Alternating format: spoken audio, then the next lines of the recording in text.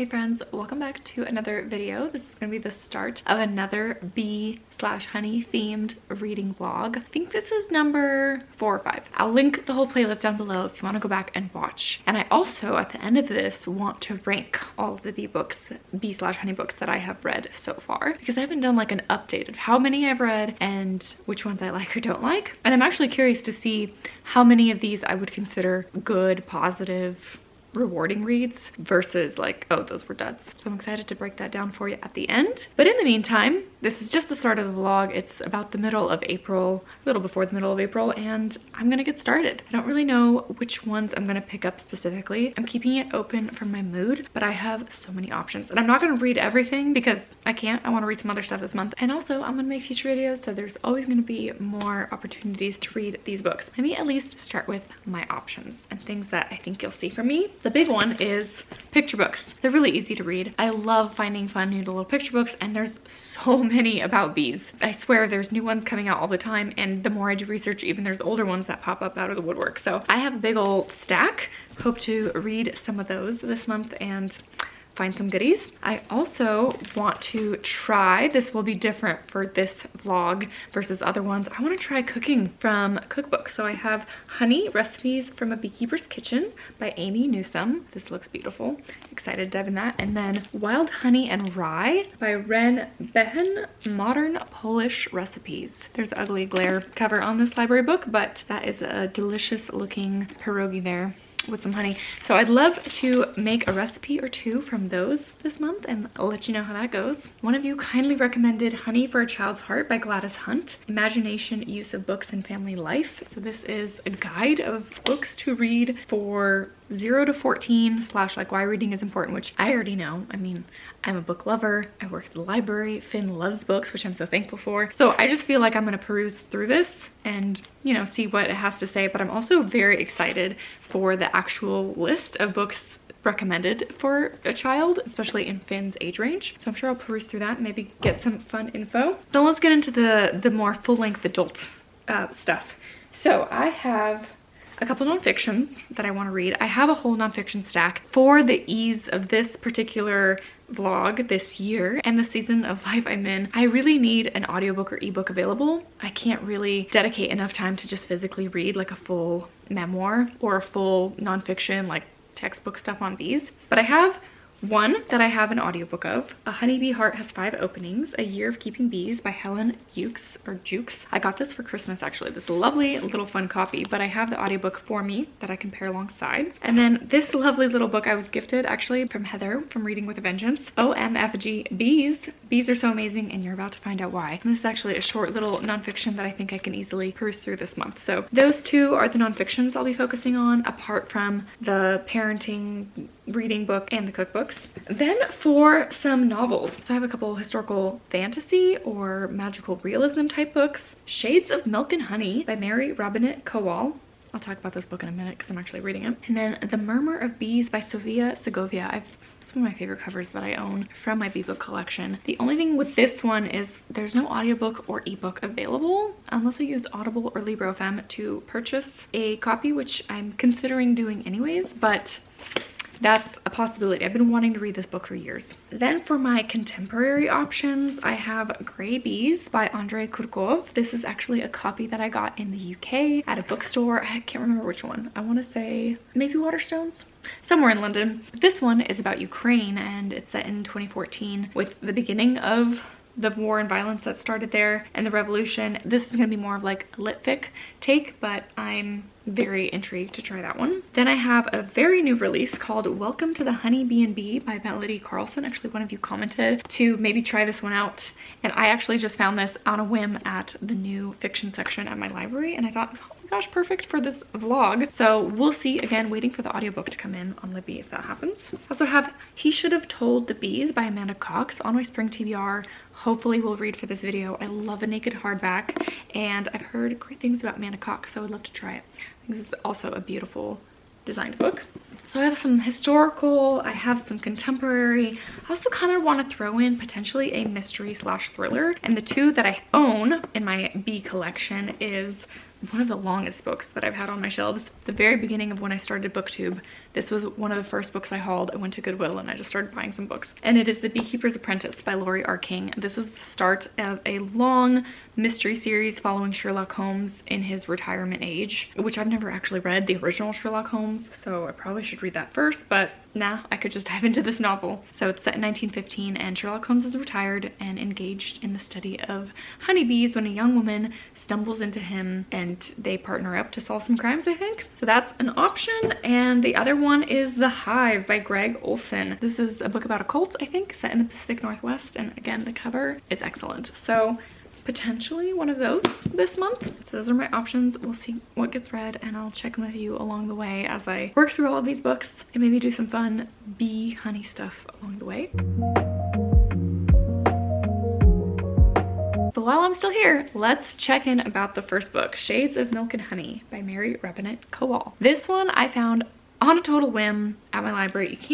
It's actually kind of a cool cover. You can't really tell in this lighting because it's like 7 p.m. on a Friday and the only light I have is from this one window in my living room. But anyways, this I had no idea going in. I just found the title in my library catalog and it was available, so I checked it out. And then I started listening to it and I thought, oh my goodness, why have I never heard of this book? And I don't know if it's going to be good. I'm only like 25% of the way in, but this is a combination of Pride and Prejudice and Jonathan Strange and Mr. Norrell. What if Jane Austen was set with a little fantastical twist? So far, it reads very much like a classic in terms of the language, the setting, the dialogue. We have sister dynamics. They're both looking to be married. One is older, counts herself as a spinster. The younger one is a little bit mischievous. There's some neighborly gentlemen that are potentially interested in them. 25% of the way through, I already feel like I know where this book is going and what the plot points are. It's not feeling like it's an all-time amazing read, but I feel like I should have heard more people talk about this because of how much it is reading like a Jane Austen book. But the magical element of it, I also can't fully wrap my mind around what exactly is happening, but I think it's supposed to be like, you don't really need to know the specific details of the magic system, but it's called glamour and it has something to do with the arts. So specifically with music or painting, you cast a spell to make something more like beautiful or whimsical or to come alive. And if you have high glamour skills, like the main character does, her name is Jane, then you are deemed to be like more worthy of being a wife, more attractive and appealing to the men that are potentially seeking to get married. So it's kind of an interesting little take. Again, very curious where this is gonna go, but I already feel like I know where it's gonna go. So far, enjoying it. I'll check in with you when I come to the end of the book and what my final thoughts are. Have you read this book? Have you heard of it? I feel like I am shocked that I have not heard about this in my specific booktube space where I know of people that read a lot of classics, read a lot of retellings, read Jane Austen-esque adjacent books / historical fantasy, magical realism type stories. This could be up your alley, but I'll check in with you at the end of it. So it might still absolutely go downhill and be terrible, or I might be pleasantly surprised, or I might just stay in the middle kind of where I am now. I don't know. I do love the cover though. Maybe I'll insert the actual picture of the cover where you could see it better. I'm gonna put that right here.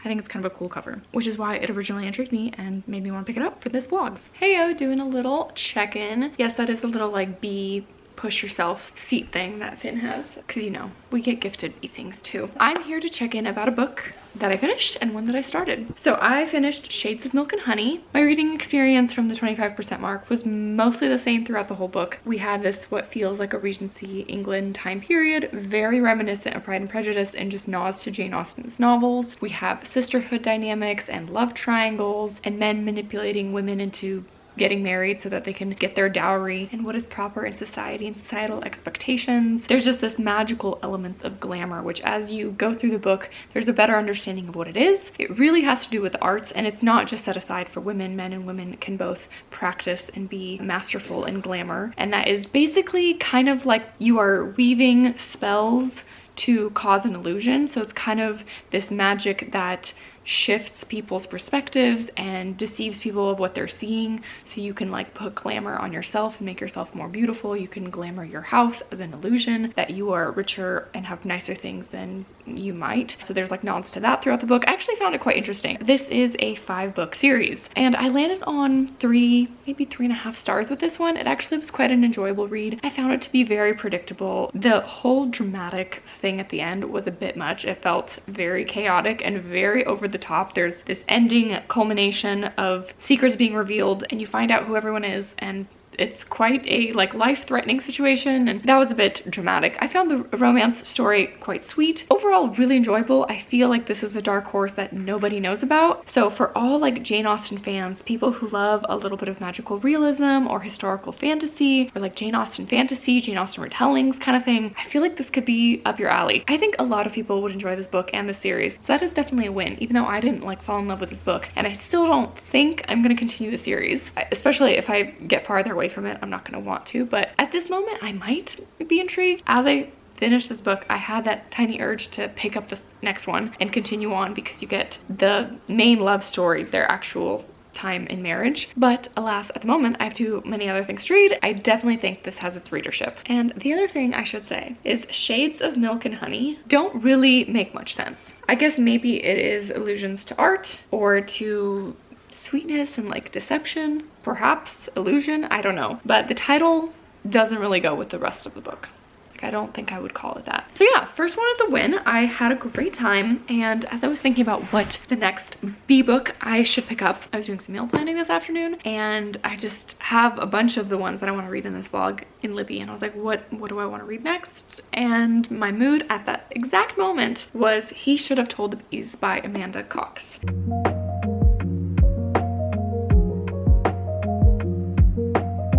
So I have started that on audio, and I'm about 12% of the way through. My initial thoughts are, I don't love contemporary books, but we have multiple perspectives. We have people dealing with different hardships in their life. We have two main women that we're going back and forth so far. One woman just lost her father. That is where the beekeeping element comes in. He was a beekeeper and she was his apprentice, and he just passed away, and she's reeling with grief and just how to deal with this loss and what to do with the family farm and that kind of thing. And then we have another woman that has been doing really well. She's starting her own business. She just put in all of her money and savings into this brick and mortar shop that is turning out to require a lot more funding and money that she doesn't have. And so she's kind of in this like dire straits financial situation. At the same time, she has a very complicated relationship with her mother, who's a drug addict that just showed back up into her life and checked herself into rehab, and is like, daughter, you need to pay for everything.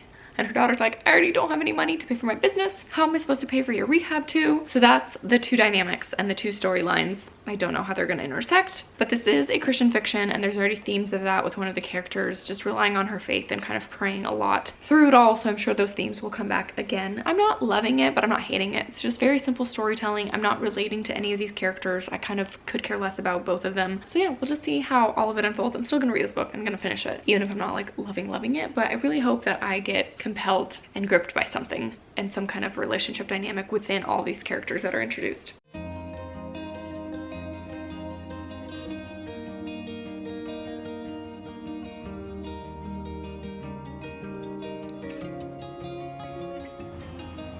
Hey, what's up? You are in my cupboard where my plates sit in my non-aesthetic kitchen. I'm currently meal planning and doing some other things, and I want to make, focus, I want to make this lemon curd recipe from the honey book. I've never made a curd. I'm not a baker at all. I bake things here and there, but I am not intuitive about it, and I have no idea what I'm usually doing. Kind of with cooking too, I kind of find a recipe, I try it, if I like it, I keep making it. I improvise here and there on occasion, but in general, I'm not like super brave or adventurous or am naturally inclined to making things. But I want to make at least this recipe from this cookbook, which looks beautiful. After an initial perusal, I have tabbed a couple things that I'd like to try to make, but this one seems simple, and there's a reason why I want to make it. But in general, this cookbook, without even having fully read through it, which I still want to do, I think it's a little bit too bougie for me. Like, it's very chefy. It's using ingredients I wouldn't ever normally use. It's using techniques that I wouldn't normally use. So I don't see myself purchasing this besides for the aesthetic appeal of the actual book because it's beautiful. But I'm gonna make this lemon curd because I love citrusy desserts. I love sour things. I love lime and lemon in any kind of dessert thing. Also in regular savory cooking as well. But the reason I want to make something is because my dad is the beekeeper, and he goes to California every year to pollinate almond orchards, and while he's down there on his way back up, he always brings home tons of lemons and oranges. He directly picks from some trees from the farmers there that they just let him go willy-nilly, take however many lemons or oranges you want home. What do you do when you have lemons? I could make lemonade. I probably should make lemonade, but I'm gonna make some lemon curd because I have tons of lemons, and this recipe calls for lemon curd with honey. And I got my new jar of clover honey because I almost out of this one. I go through one of these, like a quart jar, I don't know, maybe every 3 weeks. I feel like we go through it. I put honey in everything as a replacement for sugar. Like put honey in tea, yogurt, smoothies, all kinds of things.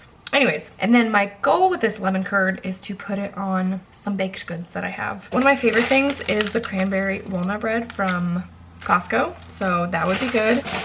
We'd went on a Costco trip this morning and spent too much money, but I also got the almond poppy muffins. I feel like those would be super good with some lemon curd on it. And then just the typical, you know, fresh bread with butter, lemon curd, drizzle of honey with some tea. Sounds so yummy. My sourdough starter is completely dead in the fridge for like a year and a half, so I don't think I'm gonna bring that back to life, but I'm gonna make this lemon curd. I'm gonna clean up this kitchen, and then I'm gonna go play outside with Finn and Brendan.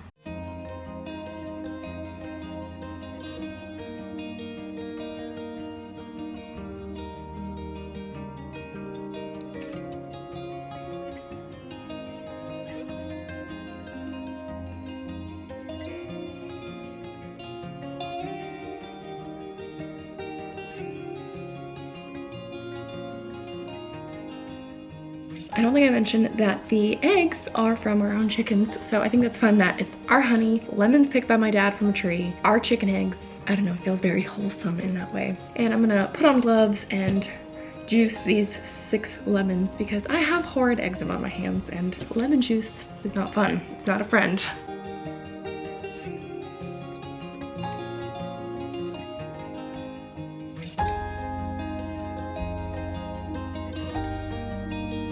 So my camera ran out of storage space and I'm terrified that this is gonna curdle or whatever. The recipe doesn't say how long to heat it for. Like 20 minutes? Half an hour? I don't know what I'm doing. And I'm just gonna keep whisking away. And I'm gonna add the honey and the salt later. And then blend in the butter. Weird, but fingers crossed this turns out okay. My 5 little jars of lemon curd. And a whole big fat mess of stuff I need to do, but I have 5 jars of lemon curd. Now it says to decant into jars, which I did, leave to set, and then keep in the fridge for 1 to 2 weeks. So I will report back once it's set and once I try it, if it turned out any good. It was fairly easy to make. I was just anxious about how long I'm supposed to cook it and make sure the eggs don't curdle or whatever. I did do a little, you know, it's hot, but a little taste test. It's really good.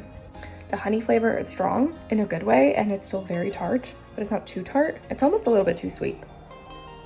I kind of went rogue. I didn't really measure the honey. I just kind of threw it in there, but it's yummy. Time to clean the mess that is this kitchen. I'm gonna pop in my earbuds. I'm listening to He Should Have Told the Bees. The story's growing on me a little bit, but I still don't love it. So there's that. Let's get cleaning. Hey, where's Mama? Mama. Where's Papa? Papa. Where's Finn? Finn. Where? Finn. You're Finn? Oh. Oh. Finn, you want some lemon curd? No.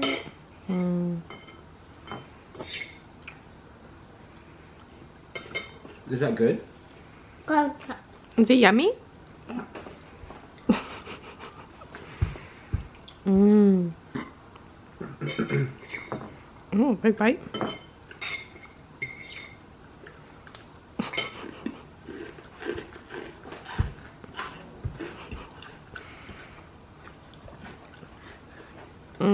You must like it.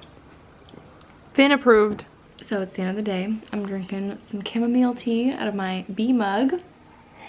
I have like 20 minutes left of He Should Have Told the Bees, but I'm just gonna wrap it up because nothing astounding is gonna happen in the end here. My thoughts are that it was a solid book. It was a good read. It was kind of my first foray in contemporary Christian fiction. I think the general themes in the book are very heavy-handed. By that, I don't mean that it's like too preachy or like anything like that. I think it was like very normal, about 2 young women who come from like difficult life circumstances with family, and then coming together and kind of dealing with some past and some trauma. But just like the lessons learned is very heavy-handed. I'm not drawn to read more books like this, so I don't think I'll be reading the Honey B&B book because that's also Christian fiction, contemporary Christian fiction. In general, I don't love contemporary stories that are just like general, basic, someone having a hard time in life and then working through it. I feel like I need a little bit extra in it, especially if it's just like your basic setting. I don't think Christian fiction's for me. Not that it has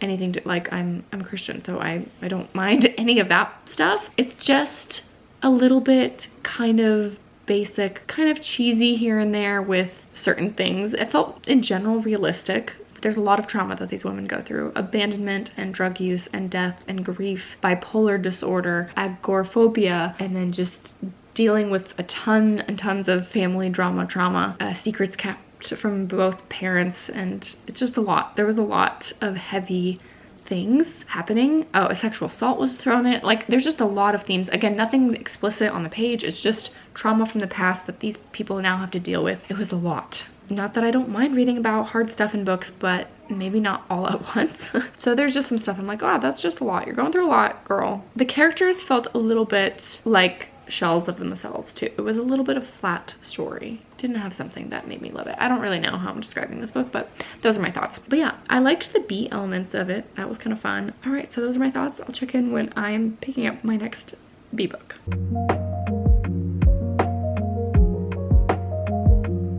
Hey, it's been a few days. I'm here to give an update on the next book that I finished, and that is A Honeybee Heart Has 5 Openings by Helen Hughes, A Year of Keeping Bees. This is a memoir, and I feel like this is not an unusual type of memoir. There's tons of nonfiction nature memoirs where a person decides to take care of some kind of animal or do something like that, and it changes the course of their life. And I actually have a few on my shelves about people's certain experiences with beekeeping. The Honey Bus in particular is one that I loved, and I'll maybe break it down once I break down all the books that I've read so far. But this one was okay.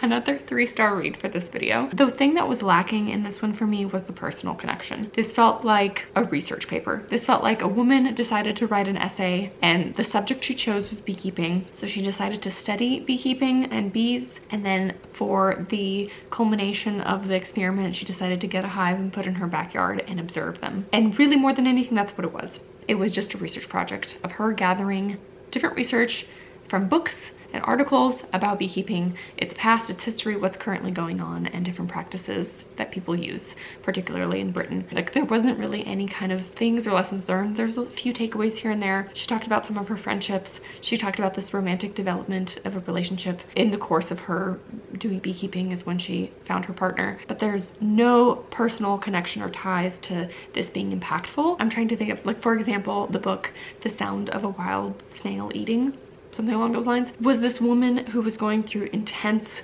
chronic pain and a debilitating disease, but she was observing this snail and pulling nonfiction research, and she had this like personal connection to it. Or even, like I said, The Honey Bus was a memoir about a woman's child. I mean, she experienced a lot of trauma, so it's her processing that trauma, but with this background of her grandfather being a beekeeper and the lessons she learned and the childhood memories that she had with that. But this was just as if any person like me, I mean, I even have a personal connection because my dad's a beekeeper, but like any random person was like, I'm gonna study some bees, and this is what I find out. There wasn't really anything profound in this whatsoever, or it's something new that I learned, or what I even learned about her. I feel like I didn't know anything about this author.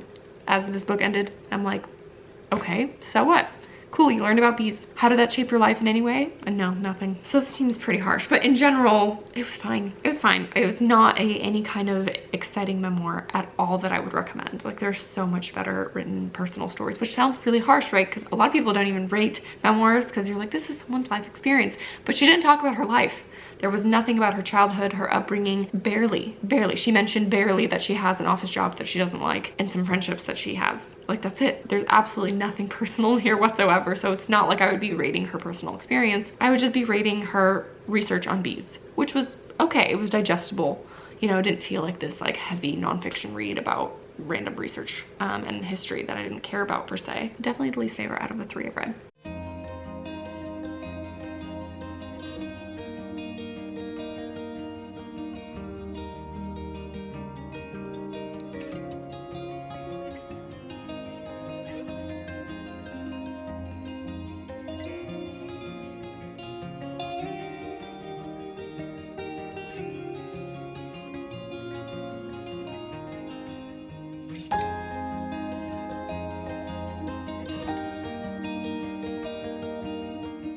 I wasn't planning on recording or even thinking about book shopping, but I went book shopping with a friend and I inserted all of the bee honey books I could find. Didn't buy any of those, but these are the ones I did get. So a little miniature book shopping haul in this vlog for you because it's the last day of April. I plan to finish the bee vlog today, if time allows. The books I bought, 2 I've already read, but 2 were kind of favorites of the year, so I wanted them on my shelves. One being my favorite book in January, and one of my favorite books so far this year, Marmee, a novel of Little Women by Sarah Miller.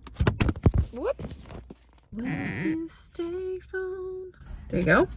Maybe. One of my favorites, so cozy, so fun, Little Women retold through the perspective of Marmee. Full epistolary novel told through journal entries, and I had a great time. Another series I finished in March. I read the whole thing.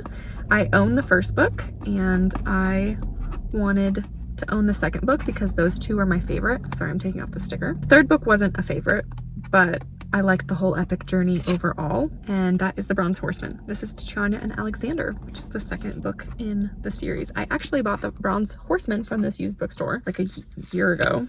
And now I found the second one. Do I need to own the second one? I don't know, but I like the series as a whole, and I saw it and I wanted it because I like the first 2 books so much. So that's that. Then I picked up Wildflower Bay by Rachel Lucas. This looked cute and cozy, and it had a really good rating. It was like 4.4 on Goodreads, which was kind of surprising. Feels like it's going to be a contemporary found family rom-com type of story. People in their mid-30s, small town Scotland, maybe a sweet little romance, I don't know, but high rating and looked cozy and cute. I liked this cover and it felt, you know, springy, wildflower. Maybe I'll try to squeeze it in this next month. And then I just picked up Reading Time, a Tummy Time first word book for babies. I don't have a baby anymore, he's a toddler, but this would be a really good gift. I have a lot of people in my life that are having babies these days, and that's kind of the stage of life a lot of my friends are at, so only $1, or if I have a second baby, then this will come in handy. But that was my little tiny book haul. I don't think I wanted any of those bee books. Oh, except for Music of Bees, I've already read and liked, and I've read The Secret Life of Bees, and I read it and liked it too. And I'll rank all my bee books at the end of this vlog, so that's coming soon. And then I showed you all of my other books that were in my basket that I didn't take home. And I might regret that decision after looking back, but I was like, I don't need to pay like $5 or $6 or $4 for this book. I think the Jacqueline Winspear one is the one maybe I'll think about the most because I want to read all of her books because I love the Maisie Dopp series. But that one I'll just let go and think about, and maybe I'll come across someday again. I totally forgot about this book. It was under my purse in the car, so I didn't see it. Their Eyes Were Watching God by Zora Neale Hurston. I love this cover with the gold foiling. I'm so happy I found it. It's only like $3. I've heard nothing but praises for this book for years now on BookTube and elsewhere. It's like this is a modern classic, a book everyone must read kind of thing. I think it's set in the South. Should be powerful and moving is kind of what I'm gathering from it, but definitely a beautiful book that I hope to read. It's nice and short.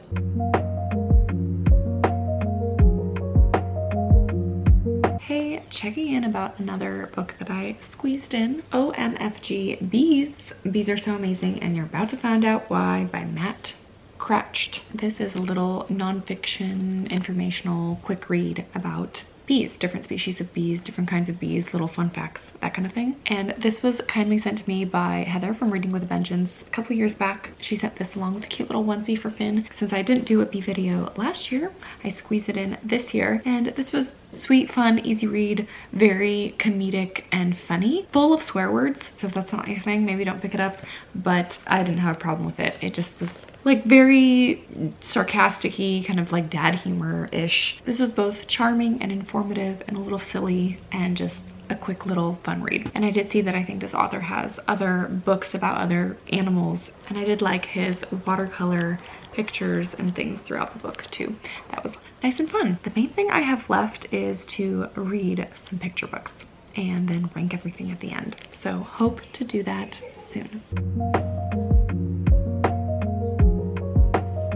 Let's talk about some of the picture books and children's books that I've read for this project. One was The Berenstain Bears, The Big Honey Hunt. I feel like I must have read this when I was young, but I don't remember it, and I don't remember like owning this book or anything, but I wish I did because I do want to read this with Finn. I actually should try to. I just kind of read it on my own. But this was so fun and so sweet, and I'm sure very nostalgic for a lot of you. I remember watching The Berenstain Bears, and I feel like I don't remember reading them much, but told through rhyme, very silly, this big adventure story. Papa Bear and Brother Bear or Baby Bear going to find some honey, and the dad is very silly and being chased down by bees here and there. It's very silly, very sweet, very fun. Definitely would read with my son. A book that I did read with Finn that he liked is Maisie Loves Bees. I don't know this Maisie Planet world, but I think there's a TV show, and I know that there's many books that have different themes, but this one is all about the bees. And actually quite accurate, good description. So I thought it was sweet. Not my favorite art style, like very blobby, but I think little kids like that. So that was kind of fun. And I read this whole fat stack of picture books. Unfortunately, unlike years past, I don't have a new favorite, like one that I would go immediately and buy and add to my shelves and to my collection. I've done that in years past with certain picture books, but I'll just mention a couple that I really liked. So I have A Bear, a Bee, and a Honey Tree by Daniel Bernstrom and Brandon James Scott. This is all about a hungry bear and a bee by the tree. I love this like cartoon style of the bear and the bee, almost like animated. I thought it was very sweet. This would make like a cute little video or movie. This little bee is so adorable. And this bee and this bear, this hungry bear wants to eat. It was just a very sweet, fun story. Loved the colors, the action, the emotions on the face, swirling. It just was very creative and sweet and fun, and I thoroughly enjoyed it. It's a cute little bee. So that one was definitely a sweet one. And then in nonfiction, The Flight of the Honeybee. I like this bright colors of the different things that the bee has to go through, specifically during the fall. Again, very vivid color, which I always appreciate in children's and picture books. I always like when they're very accurate. So that was a good one. And then I also thoroughly enjoyed Honey in a Hive. The illustration style in this one, a little bit more classic, very realistic, but I thought it was beautiful.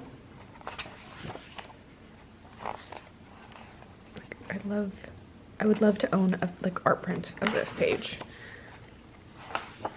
Love the perspectives of the bees and flying. This one is, again, very fantastic nonfiction.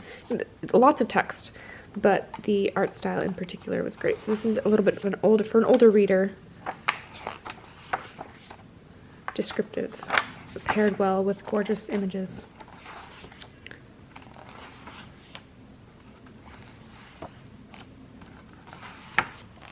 Ugh, love this page so much.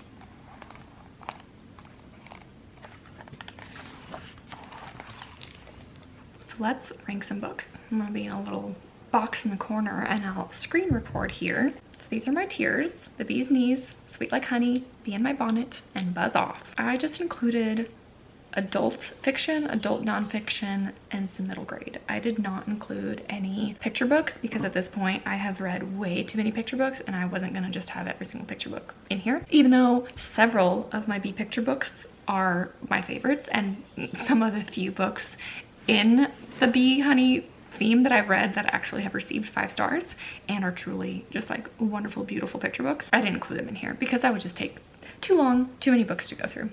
But let's just get into it. I haven't read that many, actually. I thought there would be a little bit more, but that's okay. Let's start with Kiss the Bee. This was actually sent to me by a lovely viewer. She sent me a little package of this book, and this is a YA contemporary book about a love triangle and a group of friends where people like each other, and it was rough to read. It wasn't awful, but it was cringy. It was a very cringy contemporary YA. And I said that I would talk about the title, Kiss the Bee. I feel like there was, like literally this book was a couple years back and I don't remember much details. I think they went to an apiary on a field trip and maybe one of them got stung by the bee. I actually kind of like the cover. You can't really tell. The cover's a little bit odd. It's this girl going in for a kiss. She's puckering and there's a little bee on her nose. Kiss the Bee, I don't know. It doesn't really have anything to do with the story. It's kind of a random title, but a little bit, I'm drawn to the cover. All right, The Music of Bees. This was really good. I would say it's more like Sweet Like Honey.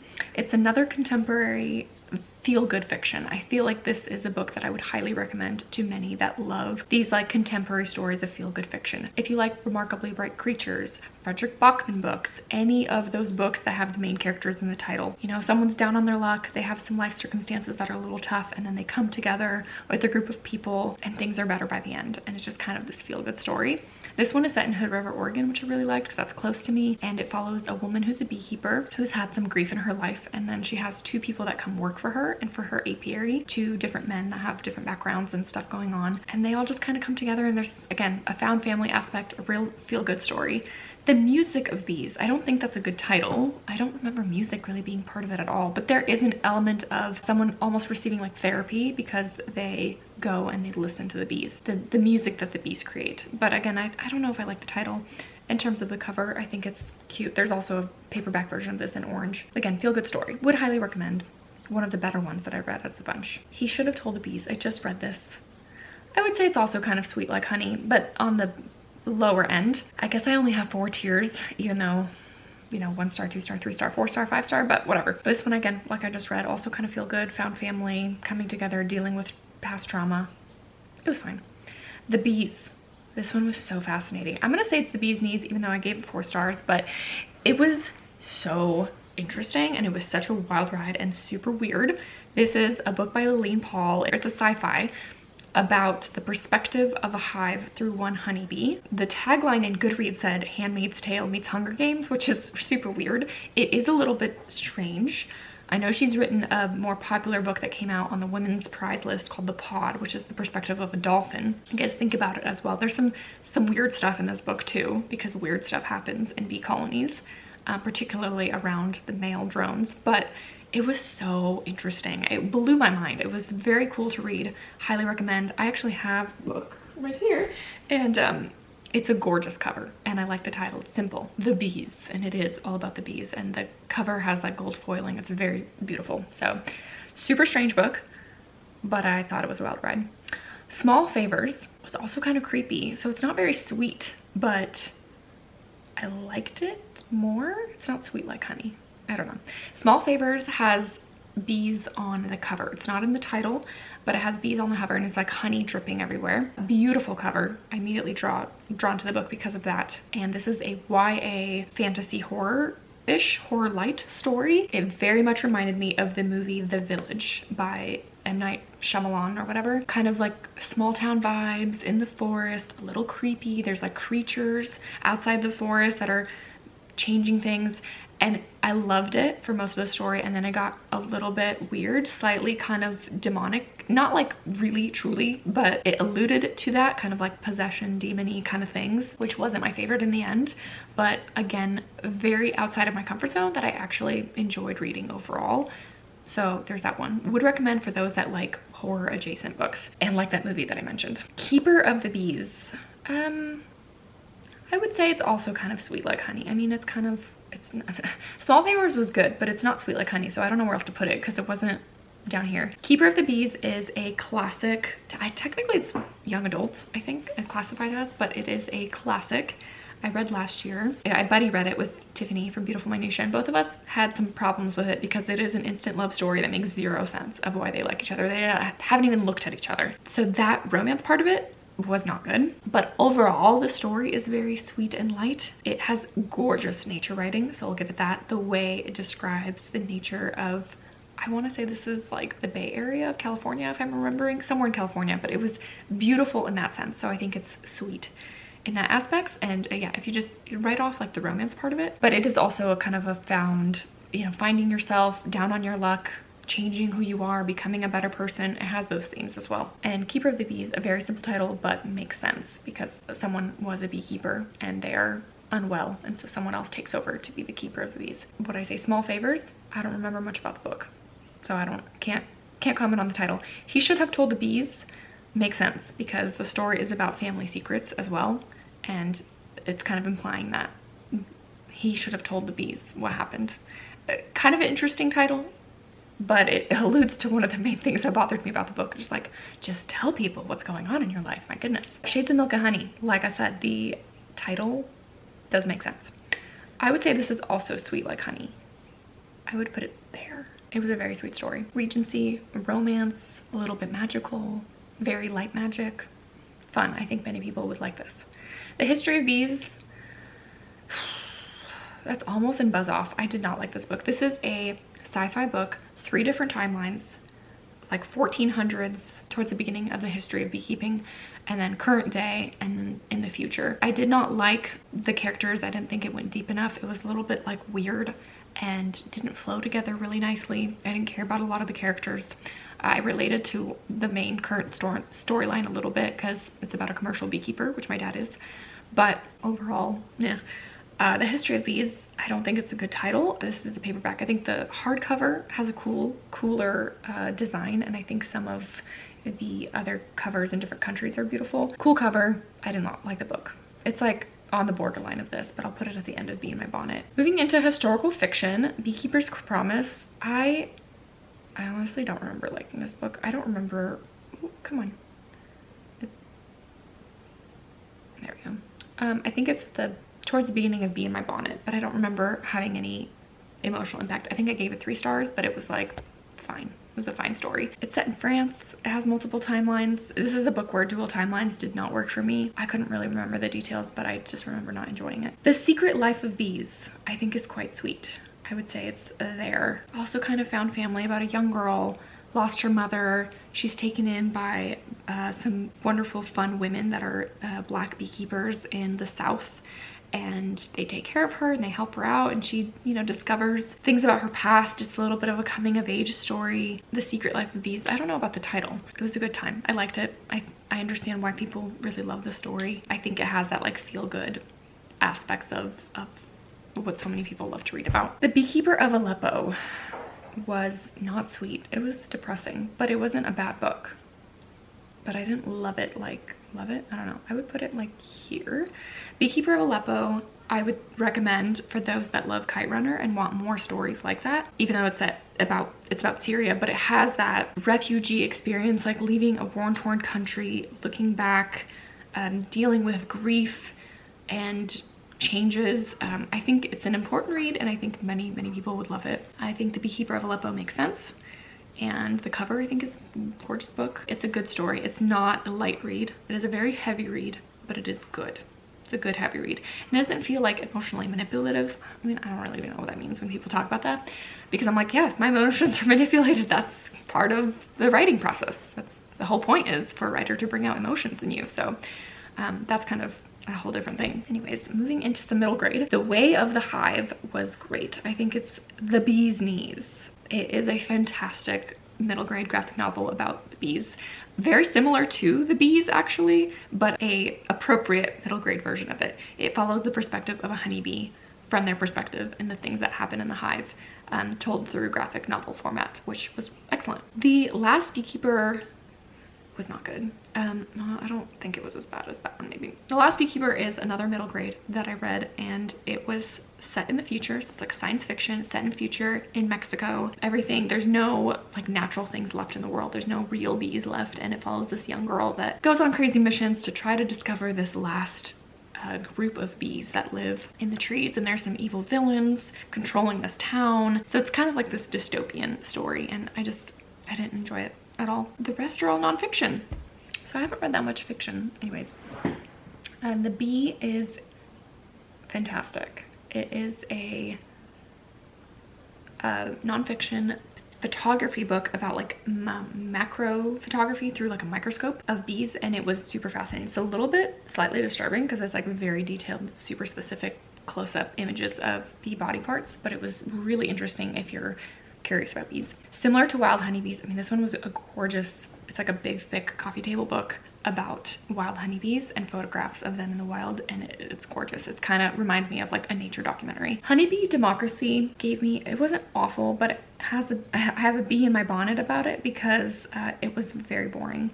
It was written by a like PhD professor. I was expecting for the book to be this digestible, readable nonfiction about how honeybees communicate. I was expecting it to be quite fascinating, but it is truly just a straight up textbook. Like, this is for people who want to study beekeeping in an academic sense. Bee in My Bonnet for requeening. This is a small collection of poetry. Requeening, I don't know. I feel about it the way I felt about the whole book, which is I didn't understand any of this poetry. None of this poetry spoke to me. It was so random. It was one of those collections that I was like, I got nothing. There's maybe a couple that was like, okay, that's fine. But most of it was like, this is just utter nonsense on page. I don't understand what these words mean. I felt very stupid reading it. I have a bee in my bonnet also about the most recent memoir that I read. A Honeybee Heart Has 5 Openings, which is a very captivating title that actually wasn't fully addressed. Like, she just mentions that once. Doesn't really even talk about it. Doesn't like fully get into the anatomy of the bee anyways. I think the cover's beautiful. Many different covers of this book are also beautiful, but yeah, it was fine. Like I said, there's 0 personal anecdotes in the story. Like, it wasn't a personal story. I didn't have any emotional impact from it. I didn't learn anything about the author. It was just a research paper on bees, which was fine. The Honey Bus is the bee's knees in terms of a memoir. That was a really good one. Wasn't perfect. It felt very much like a coming of age. It just focused on this girl's upbringing, which was very trauma heavy. Dealt with a lot of stuff from a very manipulative, abusive mother, but it is a very sweet relationship between her and her grandfather, who was a beekeeper, and I loved that story. It ends kind of right as she reaches adolescence and figures out what she wants to do after college. So I wanted more, almost. I wanted some more impact of like what she became as an adult and what she did, but it was a great one. I think for those that love stories like Educated, I think would be a good comparison. Educated by Tara Westover is a good memoir. This has similar themes-ish, if I'm remembering correctly. And the Honey Bus makes sense because that is what her grandfather had, was this old bus where he harvested all the honey. Be More Bee was this tiny little info random book that had just bee idioms. It made 0 sense. It is like just a decoration that you would find at a Home Goods or a Hobby Lobby. Like really cheesy random bee quotes. Some of the pages had cute artwork. Like I would use this book for scrapbooking or collaging or random crap, but it's not an actual book to read. That was good. It is just a decorative object of paper. The Little Book of Bees was, where should I put this? I think, like, over here in the middle of Sweet Like Honey. It's just a little nonfiction book about different bees. I would say very similar to OMFG Bees. Like both of these could be interchangeable. They're just little books about bees. OMFG Bees was more comedic. So it just was silly. But just content about the different bee species around the world. It didn't focus specifically on honeybees, but just all the different kinds. So you just get more information about that. And then 50 Ways to Save the Bees was a excellent nonfiction book about saving honeybees. I'm gonna put it up there.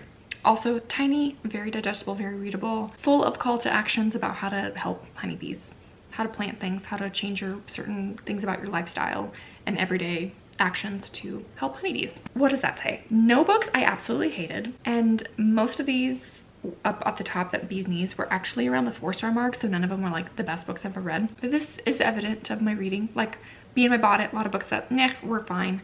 Some were really great, a lot were in the middle, and that's okay. That's kind of how my reading is. So it is indicative of how my reading actually is, which is what I wanted to see. I will still be doing these videos because I still have tons of books that I want to read, and I just find this fun. I find it fun to read some things that are outside of my comfort zone. Like several of these titles I never would have picked up if I wasn't doing this project. Thank you so much for watching, and I really appreciate you sticking through this long vlog with me. Please let me know if you have any at all bee or honey book recommendations, whether it's in the title or just even in the cover. Now, one of you recently mentioned a book that just had like a tiny bee in the corner of a book that's historical fiction, which I love that. So anything like that, anything you come across, just let me know. I'm always looking for more recommendations to add to my list for future videos. I really hope to continue this and just make one like every year for as long as I feel like making videos. It's just like a dorky little thing, but it's super fun. So again, thank you all for being here, and I will see you in another video soon. Bye.